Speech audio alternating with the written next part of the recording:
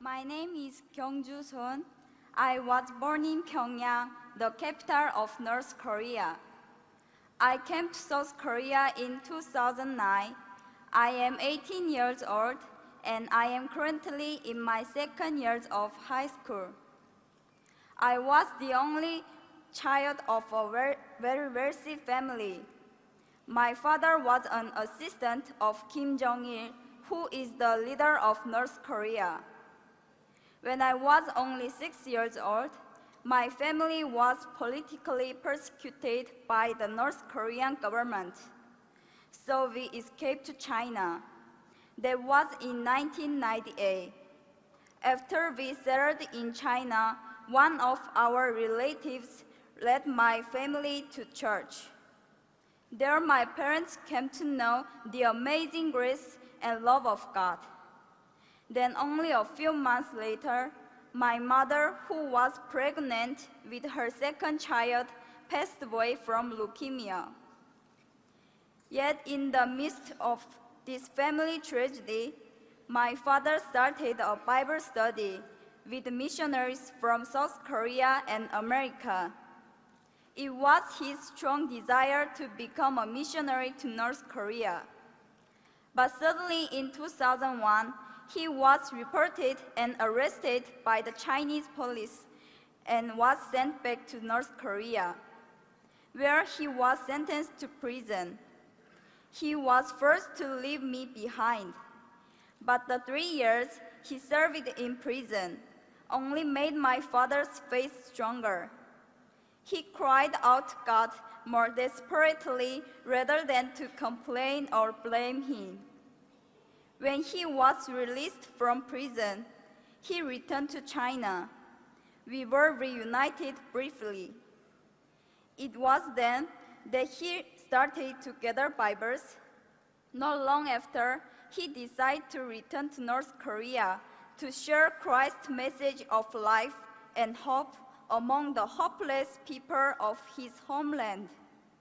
He chose not to go to South Korea, where he could have enjoyed religious freedom. Instead, he chose to return to North Korea to share the love of God in a dangerous land. It breaks my heart to tell you that in 2006, his work was discovered by the North Korean government and he was again imprisoned. I have heard no word from my father nor about him ever since. In all probability, he has been shot to death in public on charges of treason and espionage, as is so often the case for persecuted Christians in North Korea. When my father was arrested the first time in 2001 and was forced to leave me and return to North Korea, I was not yet a Christian.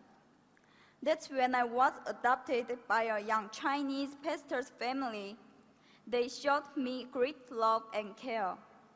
Through them, God protected me.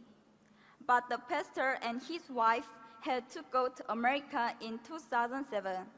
Shortly after that, I was given the opportunity to go to South Korea.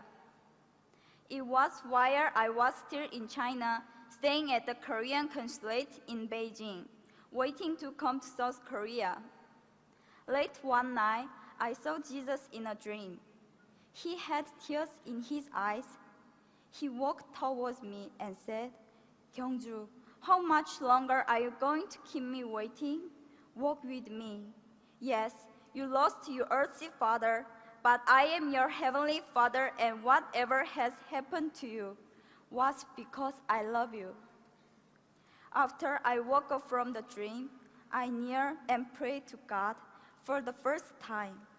That night, I realized that God, my Father, loves and cares about me so very much that He sent His Son Jesus to die for me. I prayed, "God, here I am. I just lay down everything and give you my heart, my soul, my mind, and my strength. Please use me as you will." Now, God has placed deep in my heart a great love for North Korea. just as my father was used there for God's kingdom. I now desire to be obedient to God. I want to bring the love of Jesus to North Korea. I look back over my short life and I see God's hand everywhere. 6 years in North Korea, 11 years in China, and the time of being here in South Korea. Everything I suffered, all the sadness and grief, everything that I experienced and learned, I was to give it all to God and use my life for His kingdom. I hope to honor my Father and to bring glory to my Heavenly Father by serving God with my whole heart. Currently, I am working hard to get into university to study political science and diplomacy. Then, I want to work for the rights of the people of North Korea, whose rights have been taken away. I believe God's heart cries out for the lost people of North Korea. I humbly ask you, my brothers and sisters here in this place, to have the same heart of God.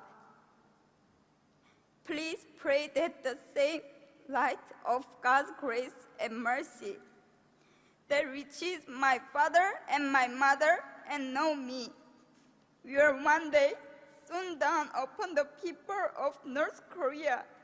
My people, thank you.